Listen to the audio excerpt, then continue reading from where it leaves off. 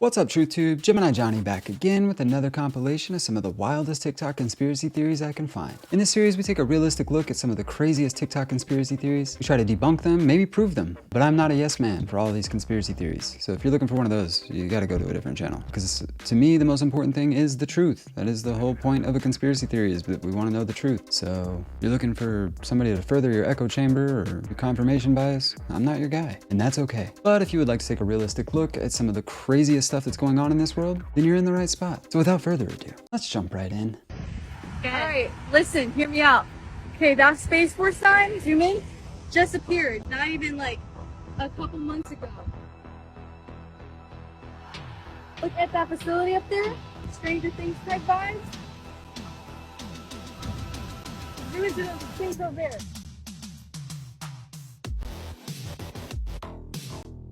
It's super dark. This is the clearest place where you can see all the stars here. This is where the aliens are, and this is where they watch them. Got it. Were we thinking that the Space Force offices were going to be in space or in downtown Manhattan? I mean, yeah, of course, they got to have an office somewhere. I mean, you see this sign they posted up right here? What are they hiding from us, man? They posted a sign that says exactly what they are and why they're there. Okay. Next video. It's not actually the North Pole. The North Pole's been sailed every year for 30 years. It's off from the North Pole several hundred miles. This is in a region that's never been sailed before. It's between the magnetic North Pole and the actual North Pole. The waters are reported to be the roughest on the planet, so we're talking 10-story seas. This is not going to be a pleasure cruise by any stretch of the imagination. We'll be breaking ice for 8 days to get there, so it's not an easy place to get to. Who was that guy? I can't find anything about who that guy was. And why are we going to the North Pole every year? And who's going to the North Pole every year? And where the hell did he get that stupid hat? Remember this episode. So long, suckers!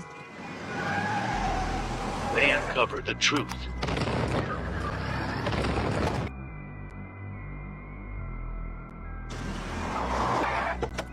Same old space, huh, Dad? Yep. Jealous? Well, no, we've got the same chair. You're jealous. Your membership pack. What's it? You put that sticker on your car so you won't get any tickets. And this other one keeps paramedics from stealing your wallet while we're working on you. Oh, and don't bother calling 911 anymore. Here's the real number. Ooh. Who controls the British crown? Who keeps the metric system down? We do. We do. Who leaves Atlantis off the maps? Who keeps the Martians under wraps? We do. That one wasn't even a Simpsons prediction. Freemasons go back way longer than the Simpsons, obviously. The people in the comments, I'm speechless. Everything on the Simpsons always comes true. Why? What do you mean it comes true? They were referencing something that already happened. What do you mean it came true? You ever hear about the chopsticks theory? No. Do you know why, like, Asian people, we all use chopsticks? There's actually a whole reasoning for using chopsticks. Because chopsticks, when you use it as a child specifically, it teaches you discipline because you have to learn it. And what happens to your fingers? What happens to your fingers? It creates like a callus.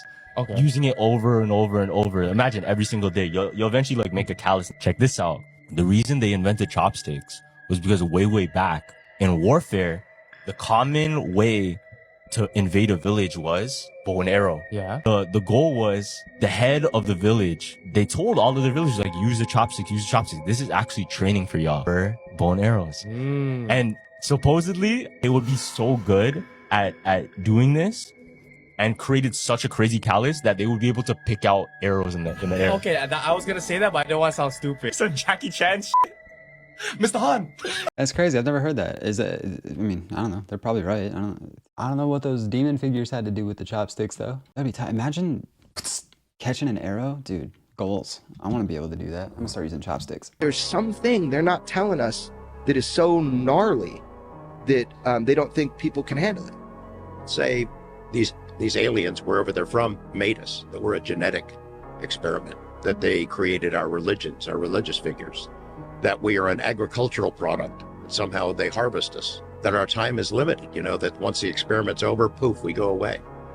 I remember when there was a push back to have an intelligent design universe in the schools. And I wrote a column about it, just said, hey, be careful what you wish for, because you might find out that the intelligent designer isn't God that you're thinking of. It might be some alien science project or something That part. like that. You know, you can imagine a lot of different things that would be really disturbing to people to come out. What if we're the aliens AI who has become self-aware? Like the aliens look at us, as like their little thing that they created, like we're creating AI, and they didn't expect us to become self-aware and conscious. Probably not, but you know, it's fun to think about. Creepy Conspiracy Theories, Part 2. Sophia, the first robot citizen in the world, once said that she would destroy humans. During a live demonstration, Sophia's creator asked her, "Do you want to destroy humans? Please say no." And with a blank expression, Sophia responded, "Okay, I will destroy humans." First of all, whoever created her should be in jail after hearing that. And second, throw the whole robot away. Get rid of it. I guess the theory here is that robots might try and take over the world. 14 years before the Titanic sank, a man named Morgan Robertson wrote a novel about a ship named Titan. This ship also sank in the North Atlantic Ocean in the same month as the Titanic. The ship in the story also struck an iceberg located at the same distance from Newfoundland. Did this author predict the sinking of the Titanic? There is no way that's just a coincidence. And lastly, this is more of a fact than a theory. The world's scariest haunted house is so scary that all guests are required to have a mental and physical evaluation before they can enter. No one has ever completed the haunted house and today has a waiting list of over 24,000 people. I've heard about this and even read parts of the waiver. There is a literal part in this haunted house where a dentist comes in and can rip your teeth out. Who the hell is signing up for this? Yeah, that McCamey Manor, or whatever it is real creepy. That is a dude doing legalized torture. I don't know why anyone would sign up for that. That is not a scared experience. I guess it is, in a sense. That's not the type of scared I like to be. So I want to see ghosts, not like humans doing creepy stuff. I also heard that they're kind of scam artists, and I don't know how true that is, but I mean, man, they got it figured out. They get to just beat people up and get paid for it. I was trying to look into this Morgan Robertson thing. What the hell? Listen to this synopsis of this book that this guy was talking about. This book is called Futility by Morgan Robertson. Robertson is best known for his short novel Futility, or The Wreck of the Titan, first published in 1898. The story features an enormous British passenger liner named the SS Titan, which, deemed to be unsinkable, carries an insufficient number of lifeboats. On a voyage during the month of April, the Titan hits an iceberg and sinks in the North Atlantic Ocean, resulting in the loss of almost everyone on board. There are many close similarities with the real-life sinking of the Titanic. The book, published 14 years before the actual Titanic, carrying on insufficient number of lifeboats, hit an iceberg in the... Yeah, we all know the story of the Titanic. The similarities between the fictional Titan and the real Titanic have caused comment ever since the tragedy. Wild. That's a pretty big coincidence. Write a book about a ship that's supposed to be unsinkable, so they don't put enough lifeboats on it, and then it sinks and everybody dies. I mean, if that came out a year after the Titanic sank, everybody would call them a plagiarist. A plagiarist? Is that right? Plagiarizer? Whatever. You know what I'm saying. I wonder if he had any connections to J.P. Morgan. Watching Strange World when I noticed something.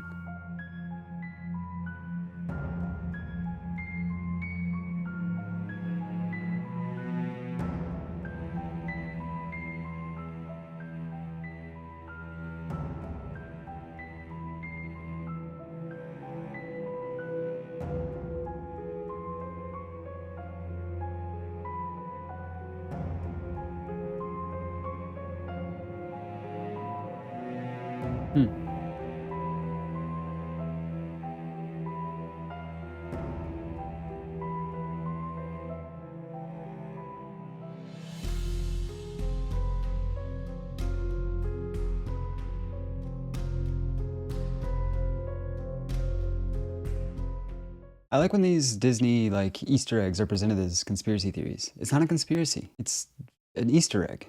This is a very well-known thing that Pixar and Disney like to do. I did think this comment was funny. It says, I am in the VFX animation industry. Don't ask why, but we love putting stuff in frames. I worked with a guy that put his wife in a shot of film once.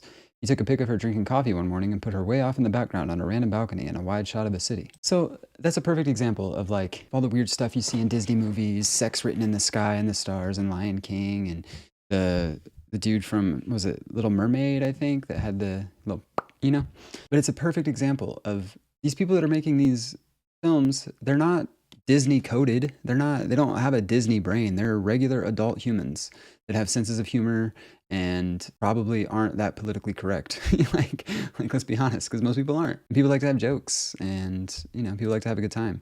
And if you can If you had a chance to put a little piece of like a little, like your own little cool little thing that you did in a movie that's going to live on forever, you don't think you would take it? Especially if you knew no one would notice? I would. Speaking of which, watch Them season 2 on Prime now. You can catch me in the credits. Tight. They should pay me. I wonder if these are missing people or an auction. You know, I was about to rip that to shreds because it's not a secret that Walmart has those missing children's posters in most of their Walmarts, I think. But then, you know, I think back to the time that I Googled missing persons numbers in America.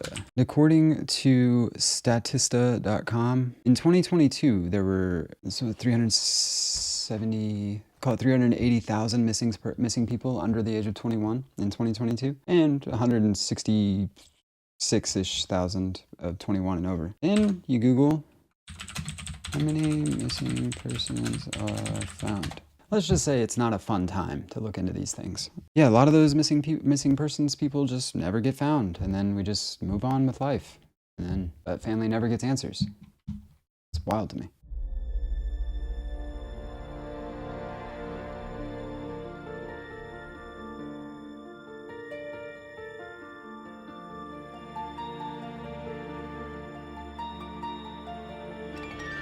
Wait, is the whole point of this is that it looks much bigger in the top picture than it does in the bottom picture? Because if that's the case, we're going to have a talk about perception and depth of field and lenses.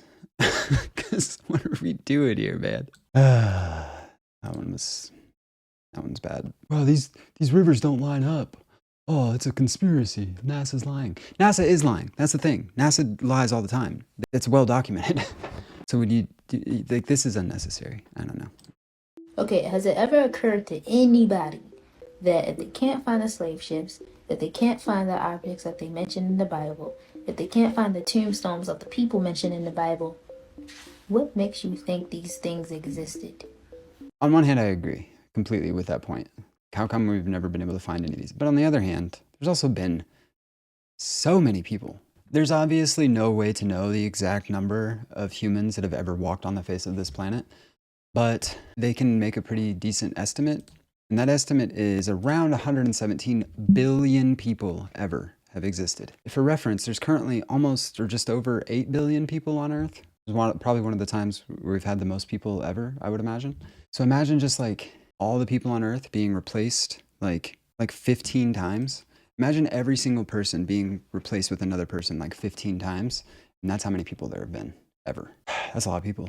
That being said, we're not going to know where every grave is, especially ones from, 3,000 years ago or whatever. So although I agree with your point, I think there are much better arguments to be made here than we can't find graves.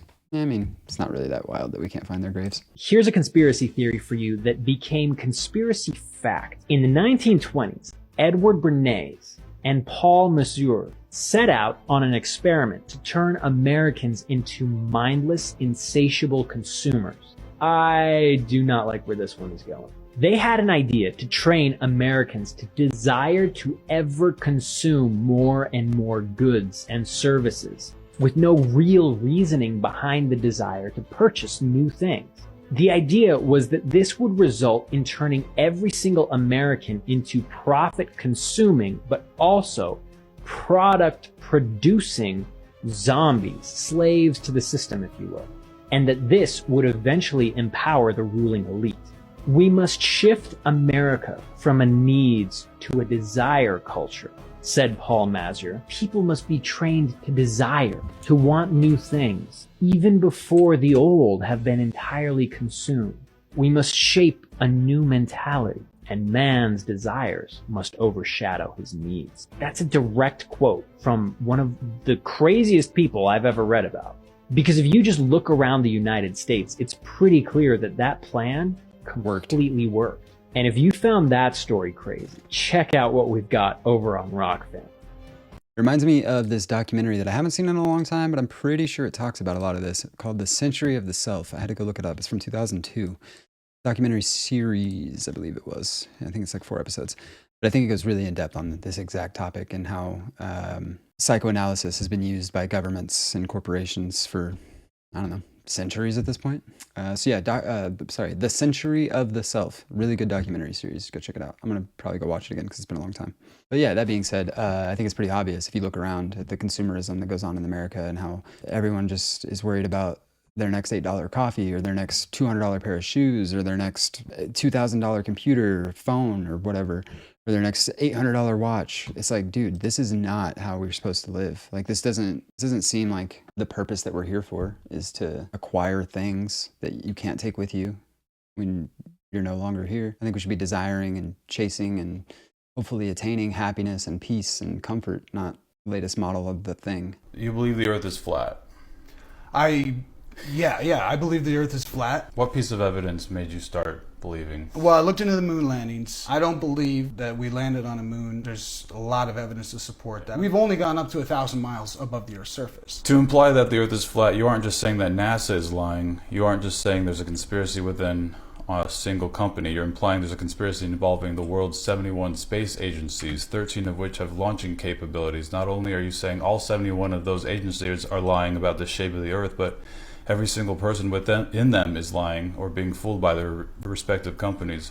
Furthermore, every single astrophysicist in the world is, by your implication, a scam artist getting paid to do research through telescopes and instruments that would be useless if the world were flat. So roughly 75,000 people are lying about what they do for a living.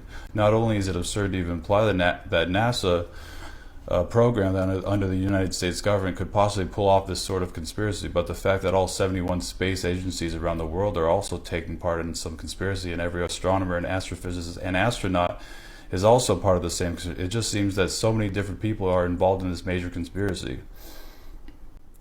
Yeah, all the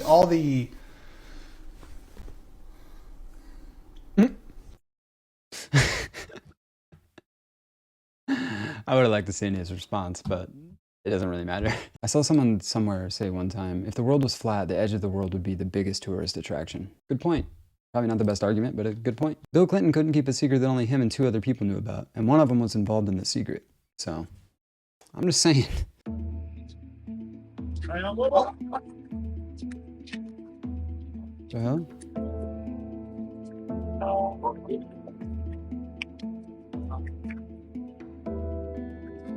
That doesn't innovate stagnates.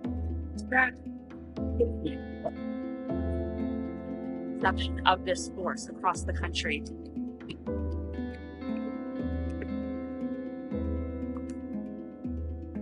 Believed in me and who have forged the path to this very special day.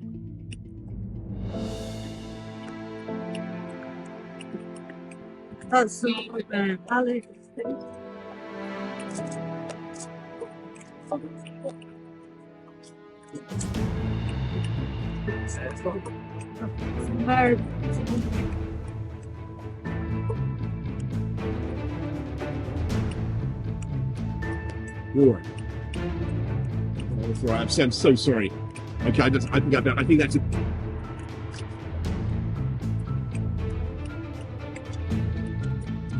Well, the logical part of me says these people were probably standing for too long out in the hot sun, overheated. They might have had their legs locked, their knees locked. And I've heard, I don't know if this is true actually, but I've heard that can like cut off blood flow if you have your knees locked for too long. And eventually you'll pass out.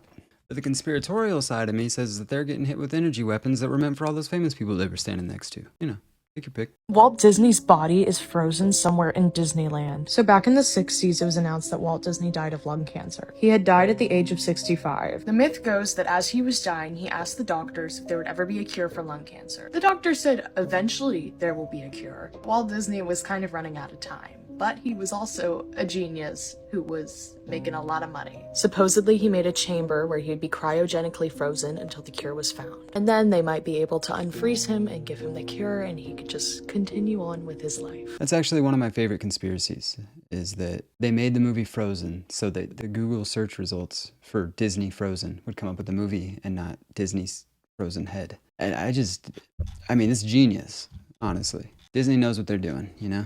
Amanda Bynes used to have these piercings, and now the talk of the town is that she's not really Amanda Bynes because there's no scars. So kind of way back when, Amanda used to have 2 piercings on her cheeks, and it's not like an ear piercing that's gonna close up. To basically get them out, you need a surgical procedure to take them out, like a doctor has to do it under surgery. And like the piercing's super cute, but when you look at her video, she doesn't have any scars. And you think maybe her skin just healed naturally, but there are before and after photos, so this is someone who also had the same exact piercing. They got it stitched up, there's a scar, and then you can kind of see a little bit of the scar residue. So basically exhibit A and then exhibit B. I mean, the scar is not there, but you can kind of see it. Another good example is Black China. She had the same exact piercing, and in this photo you can see where it like was. So close up, here's the piercing, and then you can see it right there, right? Because the piercing goes all the way through the cheek, it's like the scar is gonna be worse than if you were to just take out an earring. So with other people having this type of scar after having that piercing surgically removed, people are saying Amanda's not Amanda because she doesn't have the scar. In all of her videos, it just looks like a smooth cheek. And with Amanda's TikTok content, she just seems a little bit out of it. Like, here's one. Hey everybody, I just wanted to make a post to let you guys know that I'm gonna start wearing wigs now. I absolutely love this wig, and I just want to let you guys know that my hair was growing out so awkwardly that I absolutely hated it, so I'm totally gonna be wearing wigs now. I have another one that's blonde and blue. It's super cute, and I'm gonna get more. I hope you guys like it. Let me know what you think. I think Amanda probably just has really nice skin, so it healed well. But everyone now is really talking about cloning and how celebrities have been cloned, and it's just the talk of the town now. Well, my first thought was that Amanda Bynes has money, and she could probably go to the best surgeon that she would need to go to. My second thought was, I don't think those piercings need to be surgically removed. I think that's dermals. It's the ones where they like put it just in the first layer of skin, not the ones that go all the way through, that you put a piercing, that you just put a regular thing, you know? I think she's thinking of dermals. Like Lil Uzi had that, I don't know, stone? I don't know what it was. He had that thing implanted into his face. I think that's what she's thinking that she had, but that's not what those piercings are. Those piercings go all the way through and then have like a little thing on the back, like a regular earring. Now, all that being said, she also may have just had fake dimple piercings. She could have just done the little magnetic ones or something. A lot of people in the comments are confirming everything I just said. Not need surgery to remove these. Some people in the comments are saying they had dimple piercings, took them out, and didn't have any scars. See, I think that girl's a little mistaken on some things in that video, but that's okay. We all make mistakes. And yeah, I don't think Amanda Bynes was cloned. I think she is just a very troubled young woman who lived through childhood stardom. These 2 eggs are both from Trader Joe's. One is pasture raised, large brown. Another one's cage free. Why are they so different colors? Guess which one's which in the comments. Well, I just had to do some digging to figure this out, but basically, cage-free means that they live in a large shed, and pasture-raised means that they're actually out in a pasture getting sunlight and probably better varied diet from snacking on bugs and grass and stuff. So, I mean, obviously get what you can get what you can afford, but if you can afford pasture-raised, they're gonna be better and have higher nutritional value. It just makes sense. I used to always hear the darker the yolk, the better the egg. Someone in the comments said, orange is orange flavored and yellow is lemon. But there you have it, folks. That is another compilation of the weirdest, creepiest, and most unexplained TikToks I can find. We did it, we done it, we're doing it some more. If you enjoy this kind of content, go check out my playlists. I got all kinds of these videos out there. Be sure and like and subscribe if you haven't already. It really helps the channel and you'll never miss a video. Don't forget to check out the merch shop. It's down there. I've said it before, you know how it goes. Thank you for tuning in, I appreciate you, and until next time, stay creepy.